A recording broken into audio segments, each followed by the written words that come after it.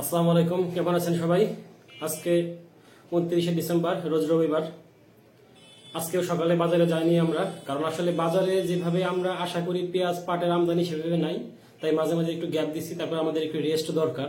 এটা একটা ফ্যাক্টর। শরীরটা বেশ ক্লান্ত থাকে সারা সপ্তাহ কাজ করে করে, অফিস করে করে।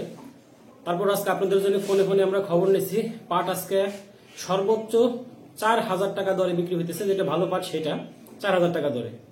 আর তারপরে আছে 3900, 3800, 3600, 3500 এরকম নিচে নেমে গেছে। যেটা খারাপ, সবচেয়ে খারাপ সেটা 3500-3600 টাকা। আর মাঝারিগুলা 3700-3800। আর সবচেয়ে ভালো পাট যেগুলো সেটা 3900 থেকে 4000 এর মধ্যে বিক্রি হচ্ছে।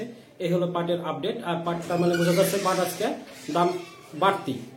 আর যেটা আমাদের পেঁয়াজ আছে, পুরান পেঁয়াজ বাজারে এখন একদমই নাই। কাঁচা পেঁয়াজ যেটা আছে সেটার দাম 1800 থেকে 1900, 1700 এভাবে বিক্রি হইতেছে।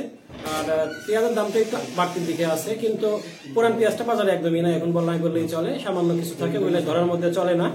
আর পেঁয়াজের যে চারাটা আজকে 15 থেকে 22 টাকার মধ্যে বিক্রি হচ্ছে। আসলে পেঁয়াজের চারার বিভিন্ন মান আছে, মোটা ছোট বড় আছে, যার জন্য উপর ভিত্তি করে এগুলো দাম কম বেশি হয়, বা জাতের উপর ভেরিয়েশন থাকে, বিভিন্ন জাতের উপর ভিত্তি করে দাম কম বেশি হয়। যার মানে আমাদের এই পেঁয়াজের চারাটাও এভারেজ যেরকম থাকে সেরকমই আছে।